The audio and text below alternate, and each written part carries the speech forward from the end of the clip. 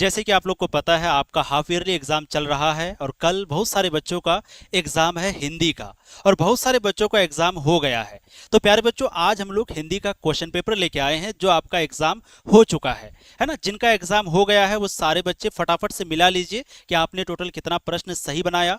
और जिनका एग्जाम नहीं हुआ है वो क्या कीजिएगा, एक एक कॉपी निकाल लीजिए और सारा क्वेश्चन का आंसर आप खुद से दीजिए। वैसे तो हम यहाँ पर एक एक क्वेश्चन पढ़ के आपको बताएंगे आंसर, लेकिन आप लोग भी एक एक करके मिला लीजिए, है ना, ताकि आपको पता चले कि आपने टोटल कितना सही किया। ठीक है, तो आप लोगों का हाफ ईयरली एग्जाम चल रहा है, हिंदी का पेपर अगर आपका है तो ध्यान से वीडियो को देखिए, सारा आंसर 100% करेक्ट आपको बताएंगे। सारा क्वेश्चन को मिला लीजिए, चाहे आप साइंस से हैं, आर्ट्स से हैं, कॉमर्स से हैं, सारे बच्चों का एक ही पेपर हो रहा है, तो आपको घबराने की जरूरत नहीं है। सेम टू सेम यही पेपर आपका रहेगा। चलो, तो हिंदी का पहला प्रश्न है प्यारे बच्चों, आप जैसे कि पता है टोटल कितना क्वेश्चन है आपको एग्जाम में, टोटल 80 क्वेश्चन दिया जा रहा है, 80 में से आपको 50 ही बनाना है। ठीक है, हम लोग यहाँ पर 80 में से 80 आपको बताएंगे। एक ध्वनि जब दो व्यंजनों से संयुक्त हो जाए तब वो क्या कहलाती है। बहुत सारे बच्चे यहाँ सी लगा देंगे जो कि आपका हो जाएगा गलत। राइट आंसर हो जाएगा संपृक्त ध्वनि, ऑप्शन बी, है ना। तो जब दो व्यंजनों से संयुक्त हो जाए तब वो क्या कहलाती है, संपृक्त ध्वनि कहलाती है। आपका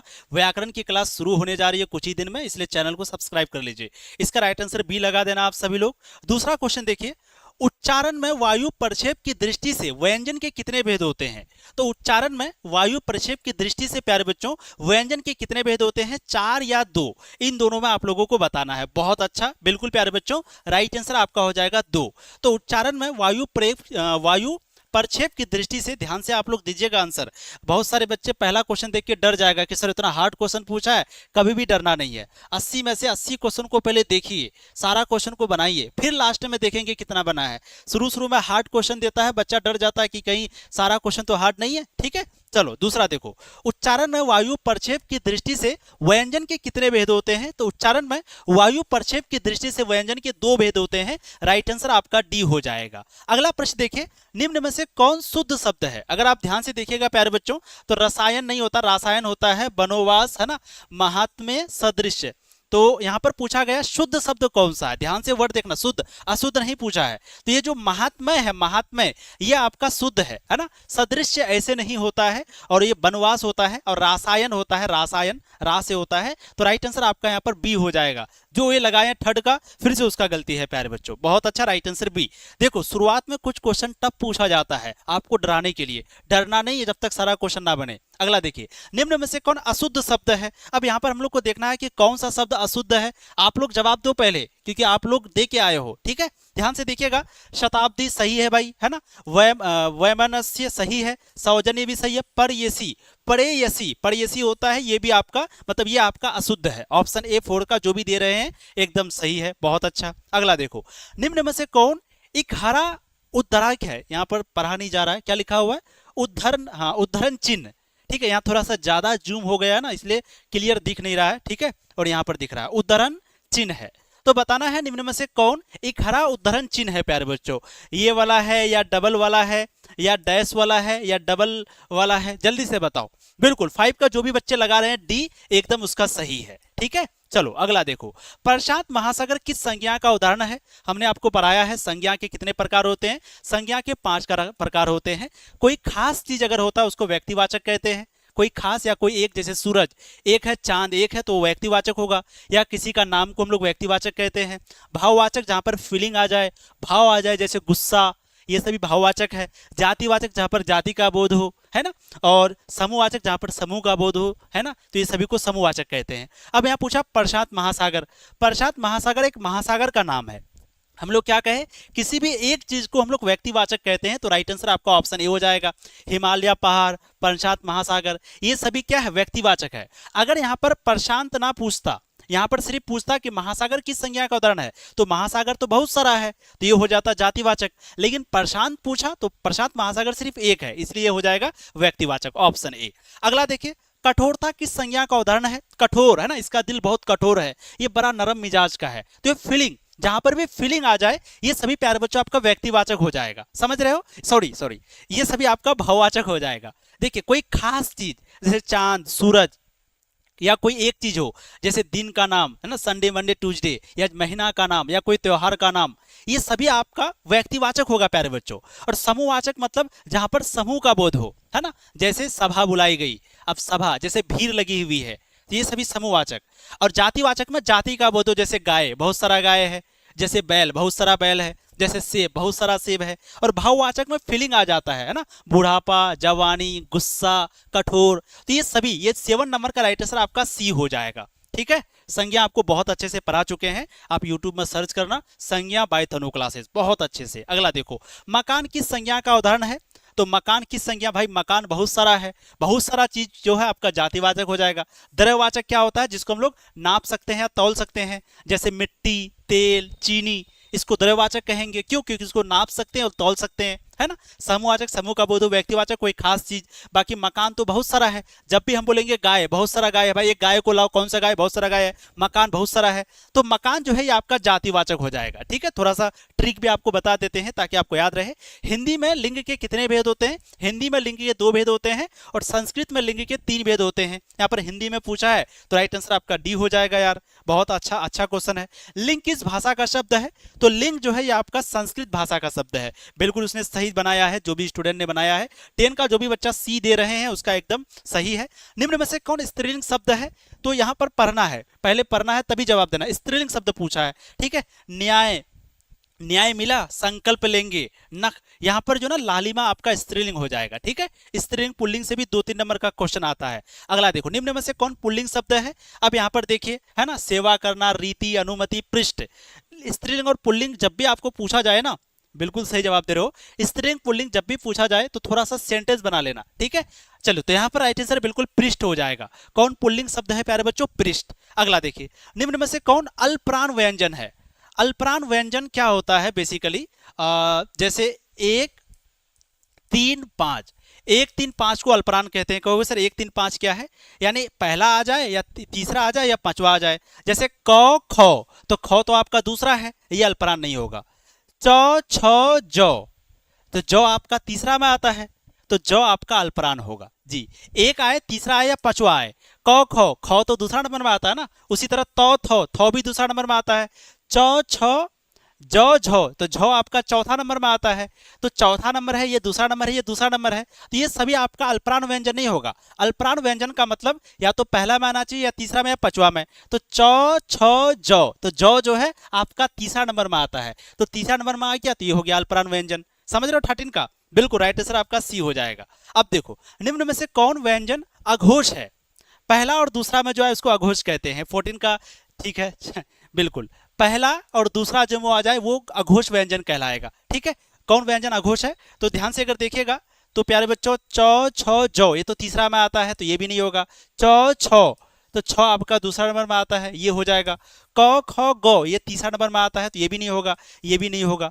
यानी कि पहला और दूसरा में आना चाहिए, तो क, ख, ख भी हो जाता, च, छ दूसरा नंबर में आता है, तो जो भी दूसरा नंबर में आ जाएगा, हमने क्या कहा कि व्यंजन अघोष उसे कहते हैं जो पहला या दूसरा में आ जाए। तो क, ख, ख भी आएगा, च, छ दूसरा नंबर में आता है, लेकिन ये नहीं होगा क्योंकि तीसरा नंबर में आता है, तीसरा नंबर में। तो राइट आंसर आपका हो जाएगा यहाँ पर ए। ये ट्रिक समझ गए? ये ट्रिक याद रखना, ठीक है, बहुत स्पेशल ट्रिक है। चलो भाई, बहुत अच्छा। अगला देखो, ओ का उच्चारण स्थान क्या है? ओ, उच्चारण स्थान हमने बहुत अच्छे से पढ़ाया है, यूट्यूब में सर्च करना, उच्चारण स्थान बाय तनु क्लासेस। 3-4 नंबर का क्वेश्चन आता है और बहुत अच्छा ट्रिक बताए हैं। चलो, ओ का उच्चारण स्थान क्या है प्यारे बच्चों? आप सभी बताइए, ओ को हम लोग कैसे लिखेंगे?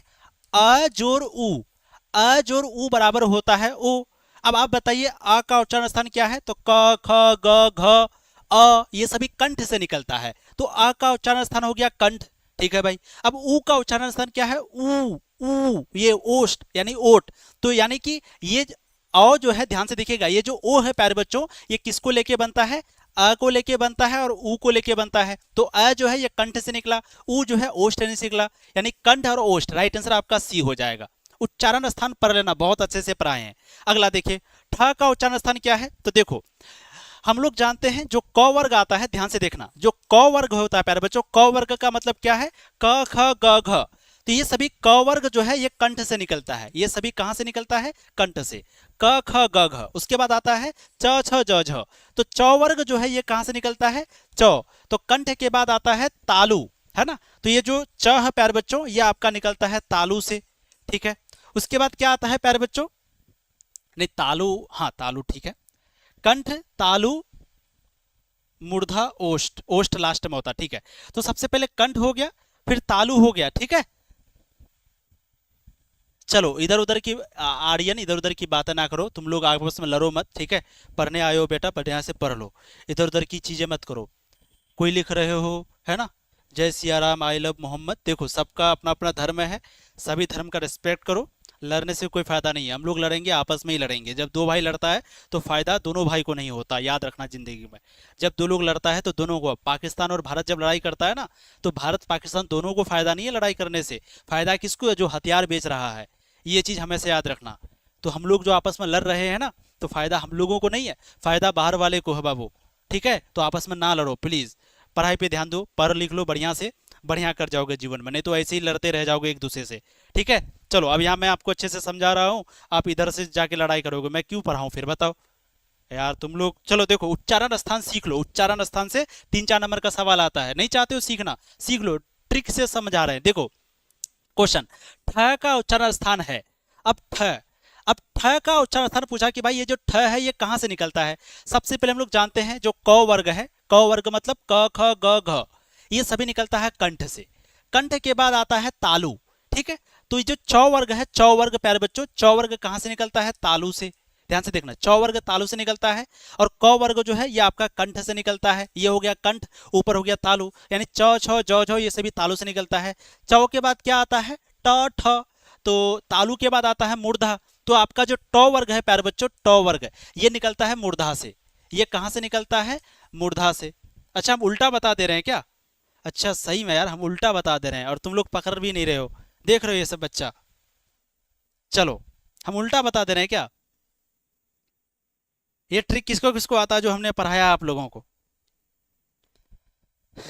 अरे बिल्कुल हम सही बता रहे हैं रे बेवकूफ, ध्यान से सुनो, कुछ भी मतलब, देख रहे हंस रहा है, एकदम सही है, ध्यान से सुनो। तो क वर्ग यानी क ख ग घ, ध्यान से समझना, हम यहाँ पर बोर्ड में समझाते हैं आपको, ध्यान से समझो। प्यारे बच्चों यहाँ पर क्वेश्चन पूछा ठ का उच्चारण स्थान क्या है। उच्चारण स्थान से आपको 2-3 नंबर का सवाल हर बार पूछा जाता है। हम लोग समझते हैं क वर्ग कहां से निकलता है, क वर्ग, क वर्ग का मतलब क्या है, क ख ग घ। तो जो क वर्ग है प्यारे बच्चों ये हम लोगों का निकलता है कंठ से, ठीक है। क के बाद क्या होता है, च छ ज झ, तो च छ ज झ इसको कहते हैं च वर्ग। च वर्ग का मतलब होता है च छ ज झ, च छ ज झ कहां से निकलता है, तो प्यारे बच्चों ये निकलता है तालु से, ठीक है। च के बाद क्या आता है, ट ठ ड ढ, है ना, यानी ट वर्ग। अब बताइए क ख ग घ च छ ज झ ट ठ ड ढ, तो ट वर्ग कहां से निकलता है, ये निकलता है मूर्धा से। ये कहां से निकलता है, मूर्धा से, ठीक है। ट के बाद क्या आता है, त वर्ग, त वर्ग आता है। अब त वर्ग कहां से निकलता है प्यारे बच्चों, जल्दी से बोलो, त थ द ध, यानी ये निकलता है दंत से, ठीक है।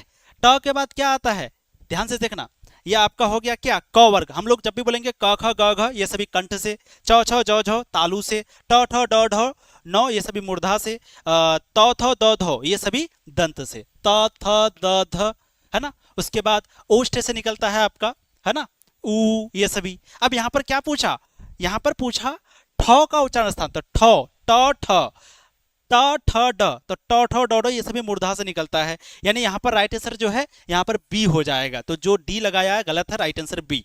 अब जो सीख गए ठीक है, अगर नहीं सीखे हैं तो यूट्यूब में सर्च करना उच्चारण स्थान बाय तनु क्लासेस। चलिए, जिस स्वर के उच्चारण में तिगुना समय लगे उसे क्या कहते हैं, बहुत इंपॉर्टेंट क्वेश्चन है ना, बहुत इंपॉर्टेंट क्वेश्चन है।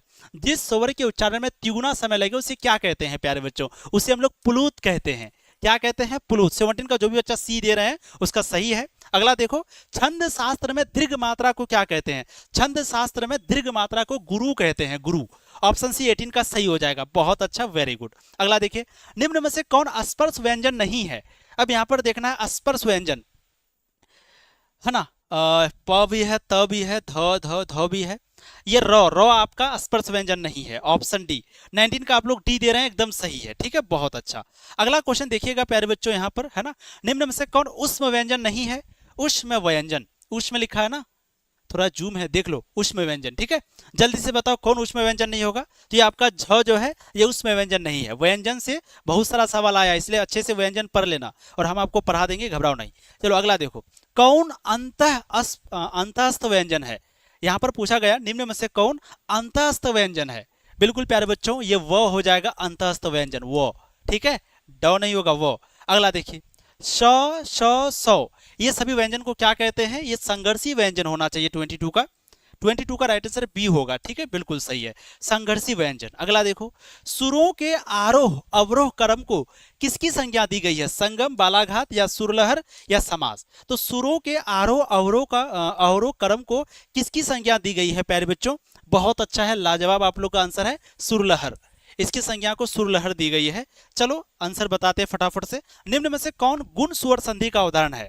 यहाँ पर बताना है स्वर संधि। संधि से भी कुछ सवाल आते हैं, संधि से भी 5-6 सवाल आपके एग्जाम में आते हैं।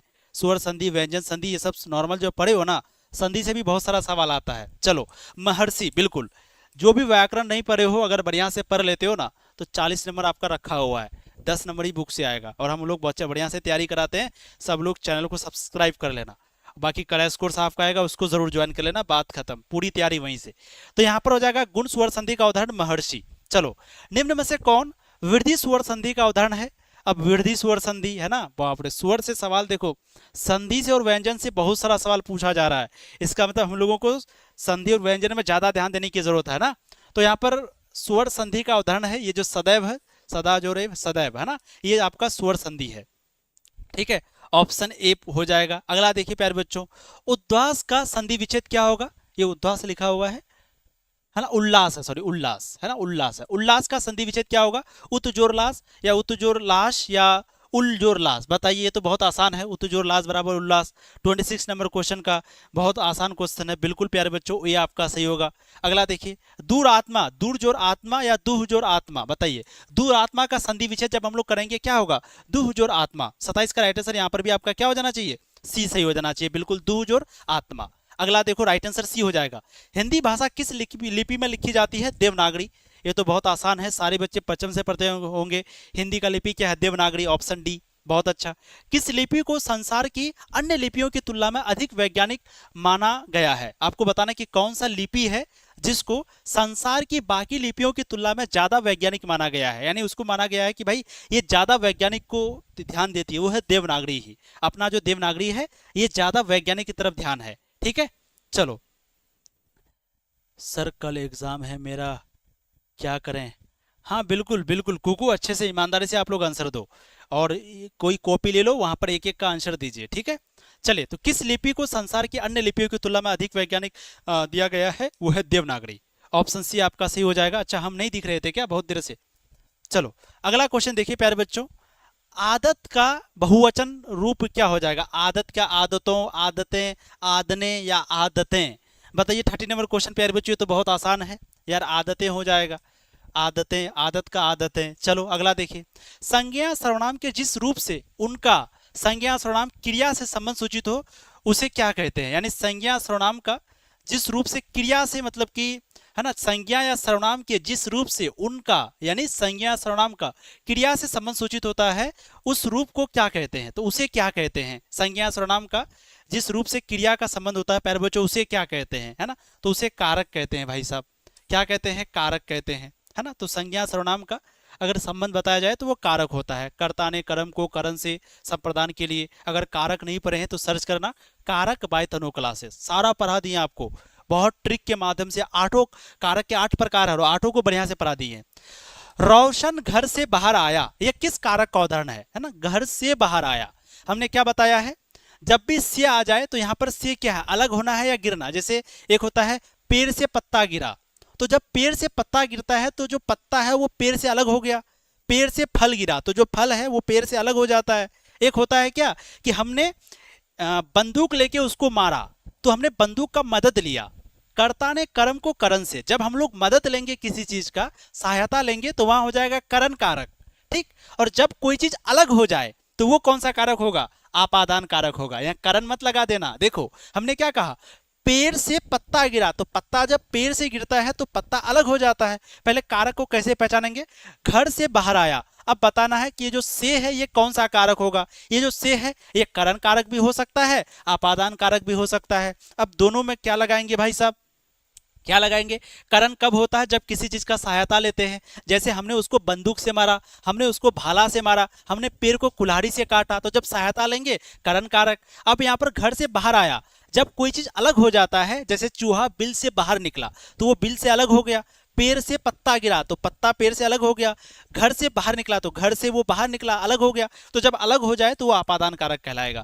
कारक बाय तनु क्लासेस याद रखना, बहुत इंपॉर्टेंट है, यूट्यूब में पढ़ लेना, कारक बाय तनु क्लासेस याद है ना। अगला देखो, सड़क पर भीड़ है, ये किस कारक का उदाहरण है? सड़क पर, है ना, कर्ता ने कर्म को करण से, है ना, अपादान से भी होता है, संबोधन का के की, अधिकरण मैं पर। तो बताइए अधिकरण मैं पर होगा, क्या होगा? तो यहाँ पर सड़क पर भीड़ है, ये किस कारक का उदाहरण है? तो यहाँ पर आ गया पर। अब हम लोग को पर से दिमाग लगाना है कि क्या सही आंसर होगा। जी बिल्कुल, तो जब भी पर आ जाए प्यारे बच्चों, पर, सड़क पर भीड़ लगी है, टेबल पर मोबाइल रखा हुआ है, टेबल पर मोबाइल रखा हुआ पर, तो जब भी पर आ जाए वो अधिकरण हो जाएगा। ऐसे भी अधिकरण का क्या होता है? सूचक चिन्ह, सूचित चिन्ह, अधिकरण मैं पर, संबोधन का के की, तो जब भी का के की आ जाए ये संबोधन हो जाता है। समझ रहे हो? ये कारक का चिन्ह याद रखना। तो सड़क पर जो है आपका अधिकरण का चिन्ह है, राइट आंसर डी हो जाएगा। अगला देखिए, दरवाजे पर कोई खड़ा है, ये किस सर्वनाम का उदाहरण है? अब दरवाजे पर कोई खड़ा है, अब ये कौन सा सर्वनाम होगा? निश्चयवाचक मतलब 100% सही होना चाहिए, तो ये तो नहीं होगा भाई। संबंधवाचक मतलब संबंध का बोध होना चाहिए, ये भी नहीं होगा। अब एक निजवाचक है, एक अनिश्चयवाचक है। निजवाचक का मतलब पर्सनल, जैसे कि मेरा बोध हो, या बोलने वाले का या सुनने वाले का बोध हो, या किसी के बारे में कहा जाए, तो ये भी नहीं होगा। राइट आंसर तो आपका सी ही लग रहा है, 34 का। 34 का क्या हो जाएगा? बिल्कुल सी हो जाएगा। दरवाजे पर कोई खड़ा है, कोई खड़ा है, पता नहीं कौन है, उसे कोई मारने आया है। नदी पर कोई तैर रहा, कोई, कोई का मतलब पता नहीं चल रहा कि कौन है। तो जब कोई आ जाए तो कोई अनिश्चयवाचक हो जाता है प्यारे बच्चों, समझ गए आप।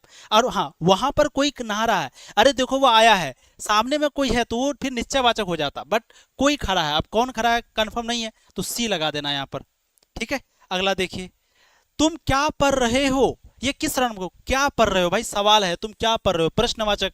35 का दिमाग ही नहीं लग, अच्छा तुम क्या पढ़ रहे हो, है ना, क्या सवाल है, तो डायरेक्ट प्रश्नवाचक लगाएंगे। चलो यहाँ पर प्रश्नवाचक, निश्चयवाचक मत लगा देना, तुम क्या पढ़ रहे हो, यहाँ पर क्या है, सवाल है। मैं आप चला जाऊंगा, जब भी आप का बोध हो, आप मतलब निज, खुद, जब आप आ जाए, मैं अपने आप लिखूंगा, मैं अपने आप चला जाऊंगा, तो आप जब आ जाए तो ये आपका निजवाचक हो जाएगा। समझो, ये आप शब्द आ जाए तो ये निजवाचक हो जाता है। 36 का जो भी बच्चे बी लगा रहे हैं उसका एकदम सही है। वह अमेरिकी लड़की है, ये किस विशेषण का उदाहरण है ना? वह अमेरिकी लड़की है, तो यहाँ पर वह आ गया। जब भी सर्वनाम वगैरह आ जाए तो वो जो संख्या मतलब क्या हो गया बेसिकली, कि जहां पर देखिए विशेषण से भी बहुत सारा सवाल आते हैं, याद रखना। संख्या आ जाए तो संख्या का बोध हो, संख्यावाचक विशेषण। गुण आ जाए, गुण का बोध हो, काला गोरा, ये सभी ये गुणवाचक विशेषण। अब एक होता है सार्वनामिक, सार्वनामिक विशेषण का मतलब जहां पर सर्वनाम वगैरह आ जाए वो सार्वनामिक विशेषण कहलाएगा। तो 37 का राइट आंसर आपका सार्वनामिक विशेषण हो जाएगा।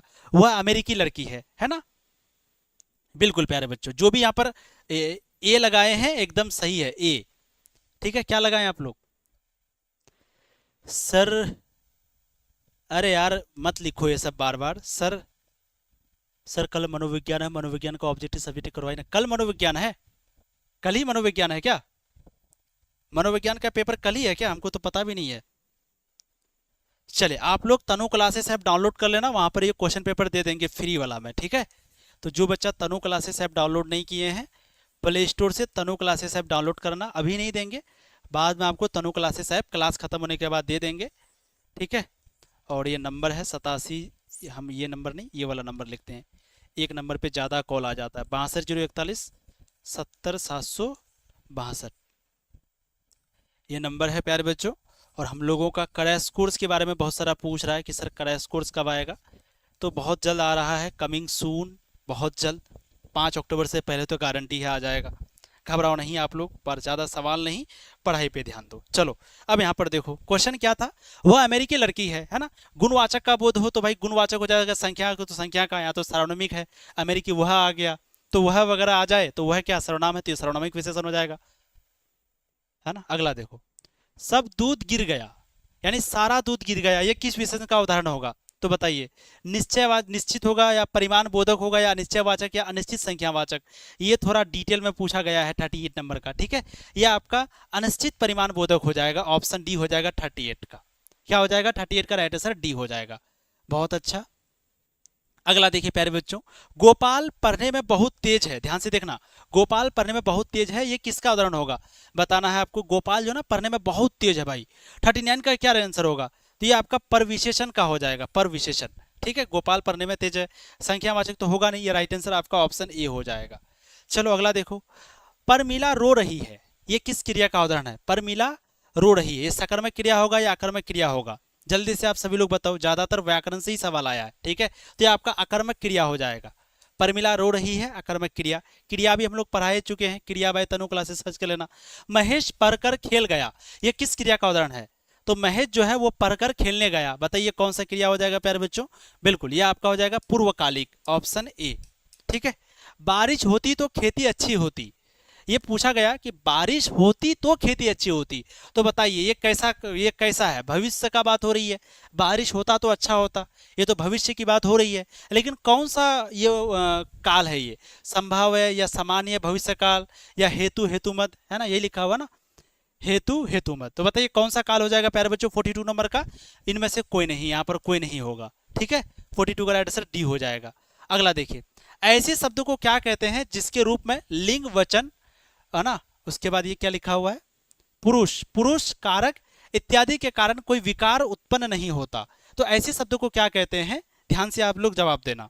तो पहले बच्चों ऐसे शब्दों को अवयव कहते हैं, है ना, ऐसे शब्दों को क्या कहते हैं जिसके रूप में लिंग वचन पुरुष कारक उसके बाद इत्यादि के कारण कोई विकार उत्पन्न नहीं होता, ऐसे शब्दों को अवयव कहते हैं। यहाँ थोड़ा ज्यादा जूम हो गया ना, इसलिए दिख नहीं रहा है, राइट आंसर डी हो जाएगा। ठीक है सर, कुछ हाँ बहुत सारा क्वेश्चन आपसे नहीं बन रहा होगा, घबराने की बात नहीं है, टेस्ट एग्जाम में थोड़ा सा टफ भी क्वेश्चन पूछा जाता है, तो बच्चा इससे डर जाता है। व्याकरण से 40 ही क्वेश्चन रहता है, पूरा बुक से रहता है, तो घबराओ मत। ये हम लोगों को देखना है कि भाई हार्ड पूछा जाता है, आप कैसे तैयारी करें, है ना। निम्न में से कौन क्रिया विशेषण का उदाहरण है, बताना है कि कौन से यहाँ पर क्रिया विशेषण हो जाएगा प्यारे बच्चों। राधा धीरे धीरे गाती है, ये आपका क्रिया विशेषण हो जाएगा। निम्न में से कौन तत्सम शब्द है, तत्सम और तद्भव, यहाँ से भी एक दो सवाल आते हैं, तत्सम तद्भव, जल्दी से बताओ। 45 का बिल्कुल ये हो जाएगा भक्त, ये कौन सा शब्द हो जाएगा प्यारे बच्चों, भक्त शब्द हो जाएगा। अगला क्वेश्चन पूछा 46 नंबर, फटाफट से जवाब दीजिए, है ना। निम्न में से कौन तद्भव शब्द है, पिया, पिया जो है आपका तद्भव हो जाएगा। अगला क्वेश्चन प्यारे बच्चों फटाफट से आप लोग जवाब देंगे, है ना। क्वेश्चन पूछा क्या, निम्न में से कौन विदेशी शब्द है ना, विदेशी, तो यहाँ पर दुकान, दुकान जो है आपका विदेशी शब्द है। 47 का राइट आंसर जो भी बच्चे डी लगा रहे हैं उसका सही है। निम्न में से कौन देशज शब्द है, मीठा, खीर, हल्दी या लोटा, जल्दी से बताना है आप सभी को। बिल्कुल ये लोटा जो है ये आपका देशज शब्द है।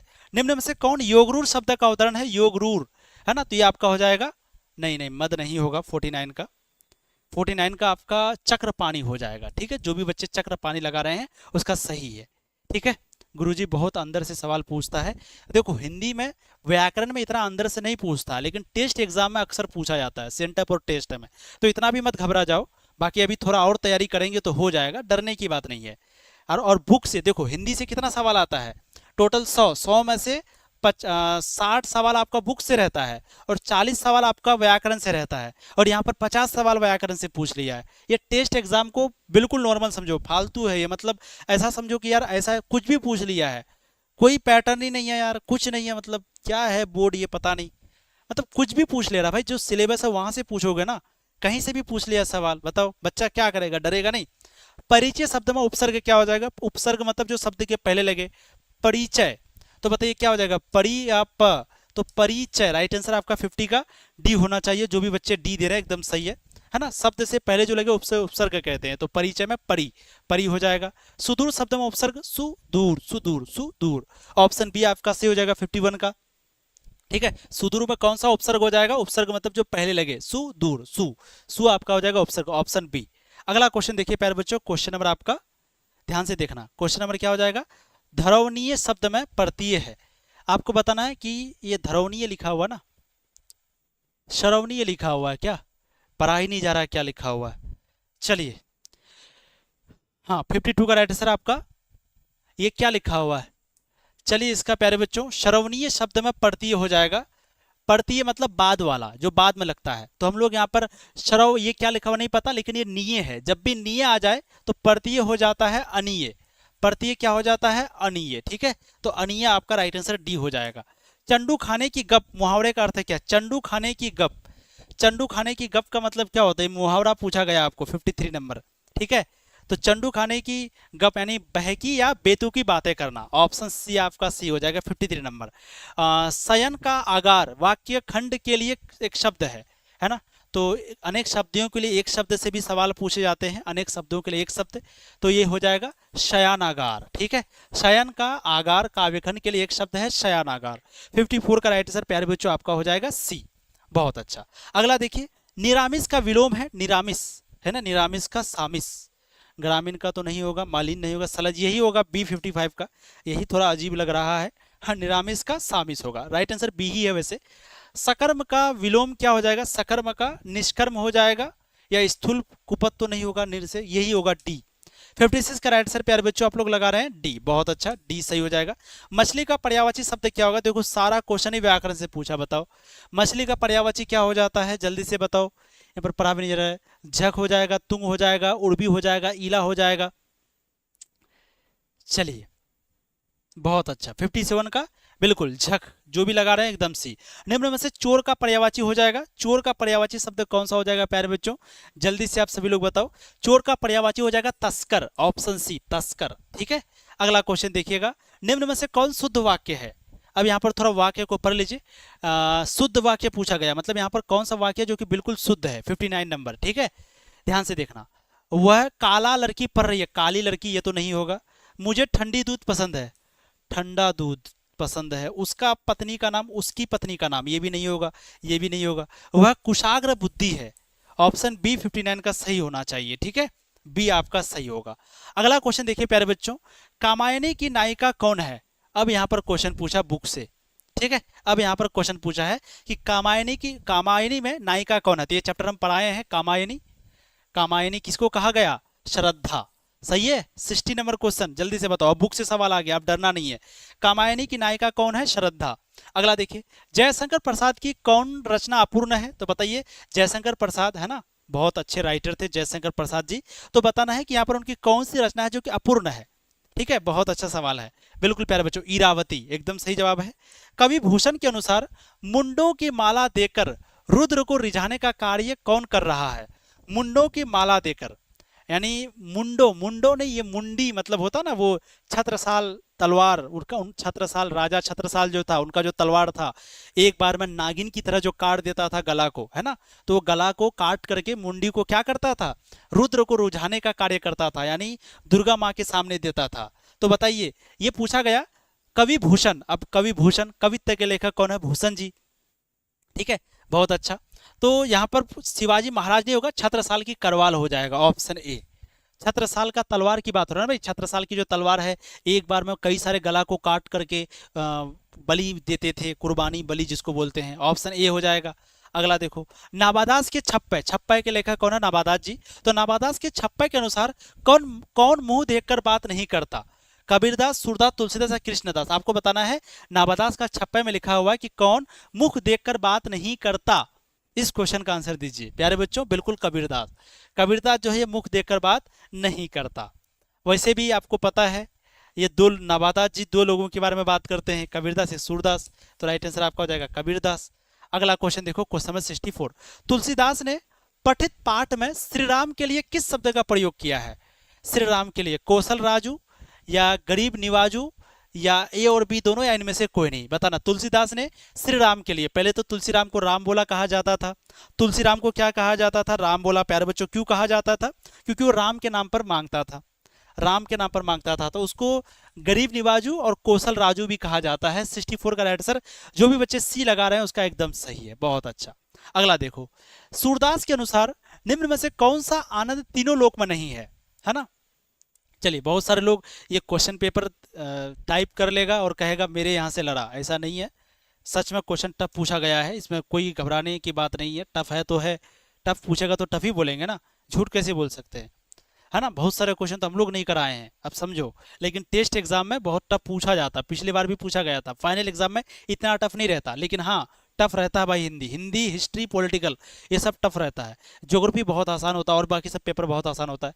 सूरदास के अनुसार निम्न में से कौन सा आनंद तीनों लोक में नहीं है, बताना है। कौन सा आनंद है जो कि आनंद लिखा है ना, 65 का आनंद, हाँ 65 का प्यारे बच्चों बिल्कुल, जो आनंद नंद यशोदा ले रहे हैं, बी आपका 65 का एकदम सही है।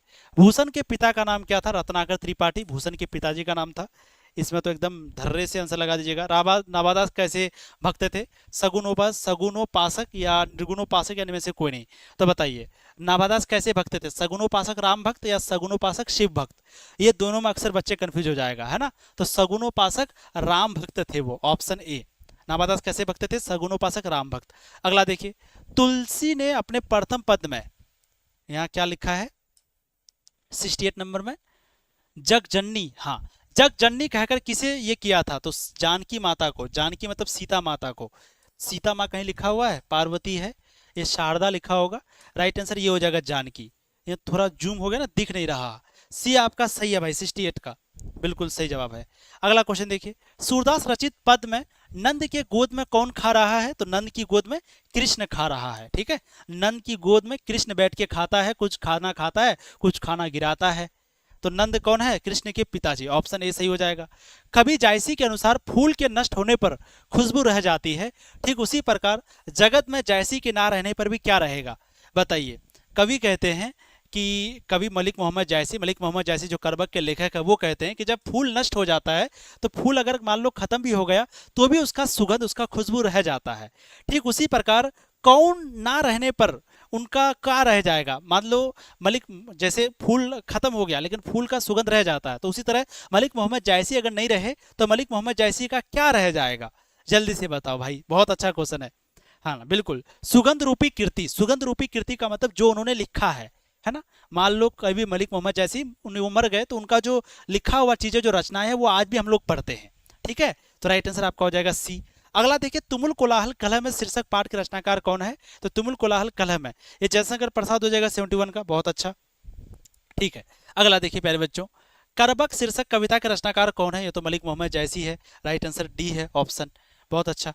ओ सदानीरा शीर्षक पाठ के अनुसार किनकी लोकगीतों में 200 वर्ष पूर्व के महाप्रस्थान की कथा बिखरी पड़ी है? ठीक है, सही सही पढ़ रहे हो ना हम? चलो 73 का सही जवाब देना आप लोग।